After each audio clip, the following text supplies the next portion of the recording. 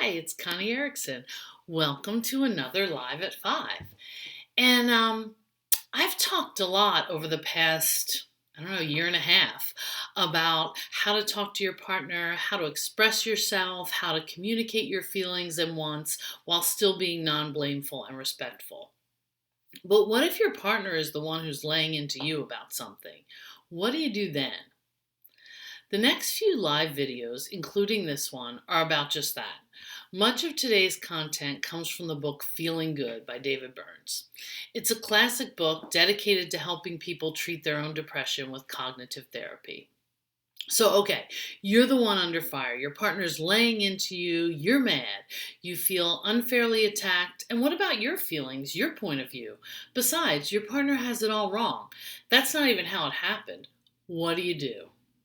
First off, please, deep breath and squelch that urge to immediately defend yourself or get your point across.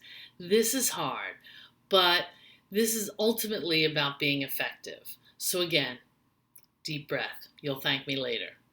I'm about to tell you how to be more effective under fire. So step 1, empathize.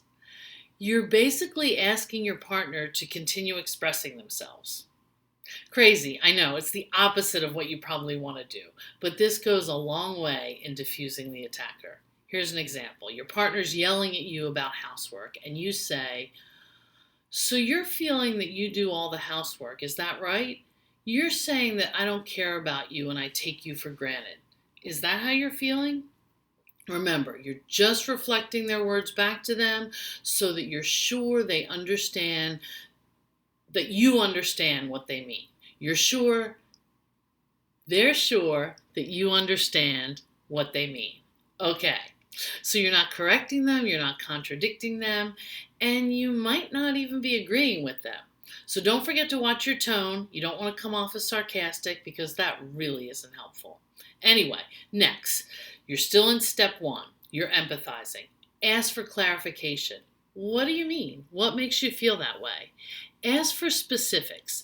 Then you empathize. Something like, "Oh, and you had to clean up all the dishes after the party and you're pissed." You don't have to agree. You're just showing them that you understand. Usually your partner will say something like, "Yeah, and it wasn't just the dishes. It was putting all the food away and putting the dishes away." If that happens, again, reflect back. If they bring up another completely different topic, say something like, "I hear you, and I want to talk about that, but I want to make sure we get this worked out first." So now you're up to step 2, disarming your critic. You do this by finding something to agree with. I know this is tough. Here are some examples. "You're right, there certainly were a lot of dishes that night." You can almost always find something, even a small grain of truth, to agree with. "You're right, you really worked hard that night." As the conversation moves forward, keep finding small things to agree with. "Yeah, the house was a disaster." This is incredibly disarming. If you defend yourself, your partner just gets angrier.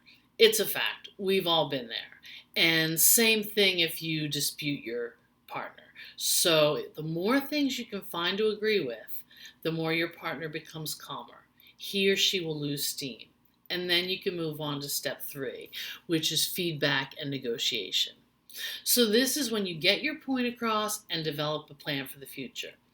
Let's say your partner's just plain wrong. Instead of pointing that out, simply state your point, acknowledging that you yourself could be wrong. "I may be wrong, but this is how I remember the night." Acknowledging that you could indeed be wrong is so powerful. The less you defend yourself, the less your partner will dig in his or her heels. And not just defending yourself, but the less you are adamant about being right. The more you feel like, either of us could be wrong. Acknowledging that you can be wrong is so powerful. And then you can define the problem and make a plan for the future. "So, you're right, there were a lot of dishes and you cleaned them up. I may be wrong, but I remember that I did a lot of cleaning as well. I feel like I remember cleaning up all the trash and putting the basement back together." Even if your partner tells you how completely wrong you are, Simply say something like, "You may be right, I may be wrong, but I remember cleaning up the basement." Again, admitting that there's a possibility that you could be wrong is really powerful. Then, if appropriate, negotiate a plan for the future. Okay, let's make a plan so we can both enjoy the next time we have people over.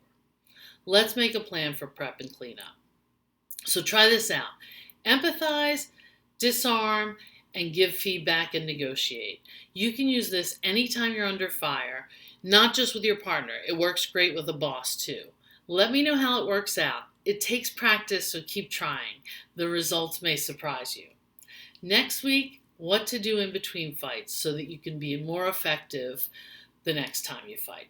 All right, thanks a lot, and I will see you next week.